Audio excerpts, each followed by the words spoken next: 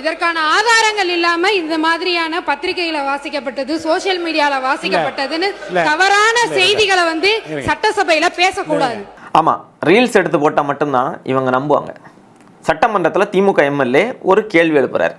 தொழில்துறை அமைச்சர் அவர்கள் ஏற்கனவே ஒரு கருத்தை பதிவிட்டிருக்கின்றார்கள். ஆந்திர மாநில முதலமைச்சர் இன்றைக்கு ஒன்றிய அமைச்சர் அவர்கள் கூட்டணியில் இருக்கின்றவர். அவருடைய கட்சியை சார்ந்தவர் தான் இன்றைக்கு விமான போக்குவரத்துறை அமைச்சராக இருக்கின்றார்கள்.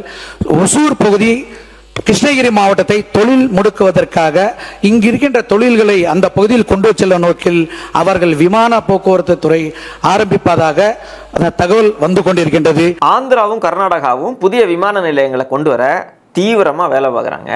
அதனால நம்ம தமிழ்நாட்டோட குறிப்பாக அந்த ஓசூர் பகுதியுடைய தொழில்துறை வளர்ச்சி அதிக அளவில் பாதிக்கப்படுங்கிற அந்த பகுதி மக்களுடைய அவருடைய தொகுதி மக்களுடைய அச்சத்தை சட்டமன்றத்தில் பதிவு பண்ணுறார். இதுக்கு அமைதியாக நிதானமாக பொறுமையாக பதில் சொல்ல வேண்டிய தொழில்துறை அமைச்சர் கீர்த்தனா என்ன சொல்லியிருக்காங்கன்னு பாருங்க. இதற்கான ஆதாரங்கள் இல்லாம இந்த மாதிரியான பத்திரிகையில வாசிக்கப்பட்டது, சோசியல் மீடியால வாசிக்கப்பட்டதுன்னு தவறான செய்திகளை சட்டசபையில பேசக்கூடாது. ரொம்ப அலட்சியமா ஆதாரம் இல்லாம சமூக வலைதளங்கள்லையும் பத்திரிகைகள்லையும் வர்ற செய்திகளை வச்சு சட்டமன்றத்தில் பேசக்கூடாதுன்னு பாடம் நடத்தியிருக்கிறாங்க. அமைச்சர் கீர்த்தனா அவர்கள் சொன்ன இந்த கருத்து முற்றிலும் தவறான கருத்து. எம்எல்ஏ பேசின கருத்து ஏதோ சும்மா வாட்ஸ்அப்பில் வதந்தியெல்லாம் அவர் பேசலை. உண்மையிலேயே ஆந்திர முதல்வர் சந்திரபாபு நாயுடு நம்ம ஓசூர் எல்லையில் இருக்கிற குப்பம் பகுதியில் புதிய விமான நிலையம் அமைக்கிறதுக்கான பணிகளை படு தீவிரமாக முடுக்கி விட்டுருக்கிற செய்தி அமைச்சர் கீர்த்தனா அவர்களுக்கு தெரியலைன்னா நீங்கள் பேசாமல் ராஜினாமா செஞ்சுட்டு போயிருங்க. நீங்கள் தேவையே இல்லை தமிழ்நாட்டுக்கு. எதுக்கு இருக்கிறீங்க நீங்கள்? பொதுத்தளத்தில் அவ்வளவு செய்திகள் கொட்டி கிடக்குது. அந்த பகுதியில் இருக்கக்கூடிய மக்கள்கிட்ட போய் கேளுங்க. எல்லை பகுதியில் இருக்கக்கூடிய மக்கள்கிட்ட, பள்ளிக்கூடத்தில் படிக்கக்கூடிய குழந்தைகளுக்கு கூட தெரியும், கல்லூரியில் படிக்கக்கூடிய மாணவர்களுக்கு தெரியும். உங்களுக்கு தெரியலை அப்படின்னா நீங்கள் எதுக்கு அமைச்சராக இருக்கிறீங்க? நீங்கள் தமிழ்நாட்டினுடைய தொழில்துறை அமைச்சர் மட்டும் கிடையாது, நீங்கள் கிருஷ்ணகிரி மாவட்டத்தினுடைய பொறுப்பு அமைச்சர். ஒரு மாவட்டத்தினுடைய பொறுப்பு அமைச்சராக இருந்து, அதிலும் இந்த எல்லையோர மாவட்டத்தினுடைய பொறுப்பு அமைச்சராக இருந்துக்கிட்டு அண்டை மாநிலங்களில் என்ன நடக்கு அப்படிங்கிறது கூட உங்களுக்கு தெரியலை அப்படின்னா நீங்கள் அமைச்சராக இருந்து என்ன தான் செய்ய போகிறீங்க? தமிழ்நாட்டுக்கு என்ன தான் சாதிக்க போகிறீங்க? நீங்கள் இதில் செய்தித்தாளில் வரக்கூடிய செய்தியை சட்டமன்றத்தில் பேசக்கூடாது, சமூக வலைதளங்களை பார்த்து பேசுகிறாங்களா? இதெல்லாம் என்ன மாதிரியான ஒரு பேச்சு? உங்கள் கட்சியினுடைய தலைவரும் தமிழ்நாட்டின் முதலமைச்சருமான மதிப்பிற்குரிய விஜய் அவர்கள் இப்போ தானே சொன்னார் நியூஸ் பேப்பர் படிக்கணும்னு. இப்போ அவரை விமர்சனம் பண்ணுறீங்களா நீங்கள்? இப்போ என்ன பத்திரிகையில் வரக்கூடிய செய்தியை பேசவே கூடாதா? இப்போ பத்திரிகையெல்லாம் தடை பண்ணிடுவோமா தமிழ்நாட்டில்? என்ன செய்தி சொல்ல வரீங்க? அவ்வளவு வெளிப்படையாக செய்தி இருக்குது. இன்றைக்கி இல்லை, நீண்ட காலமாக இந்த பேச்சு, இந்த விவாதங்கள், செய்திகள் எல்லாமே இருந்துகிட்ருக்கு. நீங்கள் அமைச்சராகி மூணு மாத காலம் கடந்து விட்டது இல்லையா? அப்போ இந்த 3 மாதத்தில் நீங்கள் என்ன தான் செய்தீங்க? நீங்கள் சொல்லுங்கள், நம்ம பேசுவோம். நீங்கள் அமைச்சராகி 3 மாத காலம் கடந்தது இல்லையா? இந்த 3 மாதத்தில் நீங்கள் உங்கள் துறை சார்ந்து என்ன நீங்கள் கற்றுக்கிட்டீங்க? நீங்கள் சட்டமன்றத்தில் அங்கே மக்களுடைய பிரச்சனைகள் முன்வைக்கப்படக்கூடிய இடம், தொகுதி மக்களுடைய சிக்கல்கள், அவர்களுடைய அச்சங்கள், இந்த மக்கள் பிரதிநிதிகளுடைய கோரிக்கைகள், இதெல்லாவற்றையும் வைக்க வேண்டிய இடம்தான் சட்டமன்றம். அப்போ சட்டமன்றத்தில் இந்த கோரிக்கைகளை வைக்கிறப்போ ஒரு அமைச்சராக இருக்கக்கூடிய நீங்கள் குறைந்தபட்சம் ஒரு பொறுப்போடு கொஞ்சம் நிதானமாக பக்குவமாக இதை நீங்கள் அணுகியிருக்கணும்.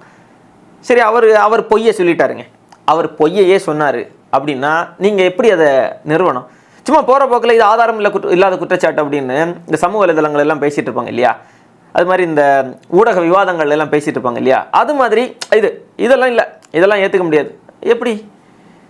சரி, அப்போ நீங்கள் நிரூபிங்க. ஆந்திராவில் இந்த விமான நிலையம், குப்பத்தில் விமான நிலையம் கட்டுறதுக்கான எந்த முயற்சியுமே நடக்கலை அப்படிங்கிறத நீங்கள் நிறுவுங்க.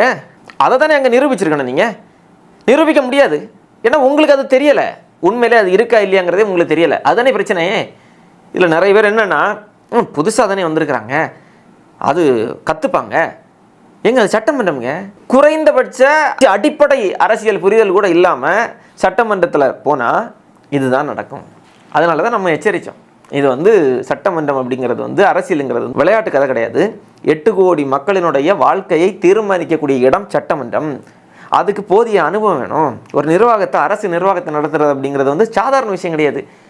அரசு எடுக்கக்கூடிய ஒவ்வொரு முடிவும் 8 கோடி மக்களினுடைய வாழ்க்கையை ஒன்றில் பாதுகாக்கும், இல்லை என்றால் பாதிக்கும். அப்போ அப்படிப்பட்ட இடத்துல இருக்கக்கூடிய முக்கியமான அமைச்சர் ஒருத்தர் ஒரு மாவட்டத்தினுடைய பொறுப்பு அமைச்சராக இருந்துட்டு பக்கத்து மாநிலத்தில் நடக்கக்கூடிய செய்திகள் எதுவுமே தெரியலை அப்படின்னா இதெல்லாம் உங்கள் ஃபிங்கர் டிப்ஸில் வச்சுருக்க வேண்டாமா? இந்த 3 மாதத்திலேயே நீங்கள் வந்து படிச்சிருக்க வேண்டாமா? முதன்மையான பிரச்சனைகள் இந்த தொழில்துறையில் என்னென்ன சிக்கல்கள் இருக்குது, முதன்மையான பிரச்சனைகள் என்ன இருக்குன்னு ஒரு ஒரு 50 பிரச்சனைகளை லிஸ்ட் எடுங்க. முதல்ல எடுத்துருக்கணும் இல்லையா? எடுத்து அதுக்கான தீர்வுகளை நோக்கி நீங்கள் நகர்ந்துருக்கணும். உங்களுக்கு பிரச்சனை இருக்கிறதே தெரியலை அப்படின்னா நீங்கள் எப்படி பிரச்சனைகளை தீர்த்து வைப்பீங்க? இது சரி வராது. இது வந்து இவங்க வந்து கற்றுக்கிறதுக்கான அந்த முயற்சியில இவங்க ஈடுபட மாட்டாங்க. அதுதான் இவங்கள்ட்ட இருக்கக்கூடிய ஒரு இது என்னென்னா, இது இவங்க மட்டும் இல்லை, இந்த அமைச்சரவையில் இவங்களுடைய அமைச்சர்கள் நம்ம சட்டப்பேரவை நிகழ்வுகள் எல்லாம் பார்க்குறோம் இல்லையா? அவங்க வந்து அப்படி தான் சமீபத்தில் கூட மரிய வில்சன் அவரும் இப்படி தான் முரண்டு பிடிச்சிட்டு உட்கார்ந்தார். அப்புறம் இன்னைக்கு ரொம்ப 2 நாளாக போட்டு அடித்த அடியில் எல்லாரும் கடுமையாக விமர்சனம் பண்ணதுக்கப்புறமா இன்னைக்கு எனக்கு தமிழ் தெரியாதுங்கிறது மாதிரி கொஞ்சம் பம்மி இன்னைக்கு பேசியிருக்கிறார். இப்போ இவங்களுக்கும் நம்ம அடுத்த 2 நாள் உங்களையும் நாங்கள் வந்து விமர்சனம் பண்ணணும் அப்படி தானே?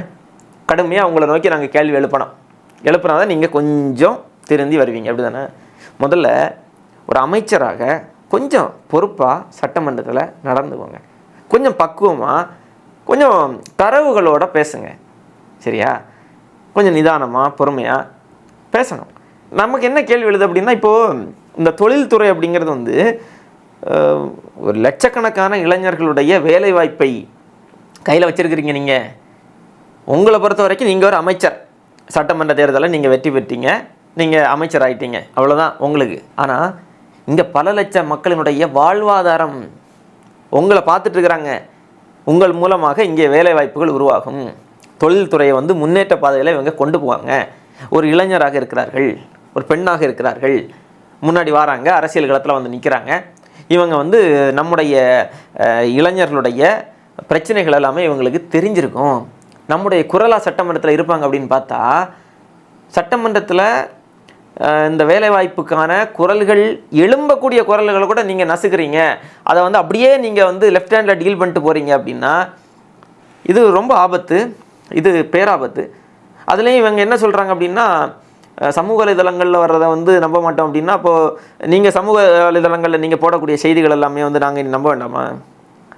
சமூக வலைதளங்களை வச்சு தானே ஆட்சியே பிடிச்சிங்க. நீங்கள் எப்போ பார்த்தாலும் ஒரு ரீல்ஸ் போட்டு கேமராமேனை கூடவே வச்சுக்கிட்டு ரீல்ஸ் போட்டு தான் ஆட்சியே பிடிச்சிங்க. நீங்கள் ரீல்ஸ் போட்டு ஆட்சியை பிடிச்சிட்டு வந்துட்டு சோசியல் மீடியாவை வச்சு ஆட்சிக்கு வந்துட்டு இன்றைக்கி சமூக வலைதளங்களில் வரக்கூடிய எந்த செய்தியுமே நீங்கள் நம்ப மாட்டிங்களா? இல்லை நீங்கள் வாங்க பேசுவோம், என்ன செய்தி சொல்ல வரீங்க? சமூக வலைதளங்களில் எந்த செய்தி வந்தாலும் அதை நம்ப மாட்டிங்களா? முதன்மையான அச்சு ஊடகங்கள், முதன்மையான காட்சி ஊடகங்களில் வரக்கூடிய செய்திகளையும் நம்ப மாட்டிங்களா? இல்லை நாங்களும் நம்பக்கூடாதா? நீங்கள் எங்களுக்கு சொல்லுங்கள், நாங்கள் எந்த செய்தியை தான் நாங்கள் இனி நம்பணும்? குறிப்பிட்ட சில நியூஸ் சேனல் இருக்கா? நீங்கள் அப்படி ஏதாவது இருந்துன்னா சொல்லுங்கள். இல்லை சினிமாவில் வரக்கூடிய செய்திகளை மட்டும்தான் நம்பணும் அப்படி ஏதாவது இருக்கா? இல்லை நீங்கள் போடுற ரீல்ஸை மட்டும்தான் நாங்கள் நம்பணும், அதில் வரக்கூடிய செய்திகள் மட்டும்தான் அதிகாரப்பூர்வமான செய்தி, மற்ற செய்தி எல்லாமே வந்து அதெல்லாம் ஃபேக் நியூஸ், வதந்திகள், அப்படி ஏதாவது இருக்கா? அப்படி ஏதாவது நடைமுறைகள் நீங்கள் வச்சுருக்கிறீங்க அப்படின்னா நீங்கள் அதை எங்கள்கிட்ட சொல்லுங்கள். எங்களுக்கு தெரியாது, நாங்கள் வந்து அரசியலுக்கு புதுசு, உங்களை மாதிரி எங்களுக்கு அனுபவம் கிடையாது. அதனால நீங்கள் எங்களுக்கு சொல்லித்தாங்க, எந்த செய்தியை நம்பணும், எந்த செய்தியை நம்பக்கூடாது, இதெல்லாம் நீங்கள் கொஞ்சம் சொல்லித்தாங்க. இதெல்லாம் எங்கே போய் நிற்குதுன்னு நமக்கு தெரியலை. இப்போ இவங்க கற்றுக்கிறதுல ஒன்றும் பிரச்சனை இல்லை. இங்கே எல்லாவற்றையும் தெரிந்த நபர்கள் இங்கே யாருமே கிடையாது. எல்லாருமே ஒன்றும் தெரியாமல் இருந்து தான் கொஞ்சம் கொஞ்சமாக படிப்பாங்க. ஆனால் படிக்கணும் இல்லை, தெரிஞ்சிக்கக்கூடிய அந்த ஒரு மனநிலையை நோக்கி நகரணும் இல்லை. இப்போ உங்களுக்கு தெரியாதுன்னா நீங்கள் தெரியாதுன்னே சொல்லியிருந்துருக்கலாம். இல்லைங்க எனக்கு தெரியாது, அப்படி அங்கே கட்டுறாங்களா, அந்த முயற்சிகள் இருக்கா, அப்போ எனக்கு தெரியாது, என்னுடைய கவனத்துக்கு இது வரல, நான் தமிழ்நாட்டுக்கு உள்ளாடி இருக்கக்கூடிய பிரச்சனைகளை மட்டும்தான் பார்த்துட்டு இருந்தேன், ஆந்திராலையும் கர்நாடகாலையும் என்ன பிரச்சனை இருக்குங்கிறத நான் பார்க்கல, அது என்னுடைய தவறு தான், தவறை வந்து நான் ஒத்துக்கொள்கிறேன் அப்படின்னு நீங்கள் சொல்லியிருந்தா கூட உங்களை பாராட்டி இருப்பாங்க எல்லாரும். பார்த்தீங்களா, புதுசாக வந்திருக்கிறாங்க, தப்பை ஒத்துக்கிட்டாங்க, அப்போ இவங்க சரி பண்ணிப்பாங்க தப்பை அப்படின்னு. ஆனால் நீங்கள் தப்பை ஒத்துக்கவே இல்லையே. தப்பை ஒத்துக்கணுங்க. முதல்ல தப்பு செய்யாத மனிதனே கிடையாது.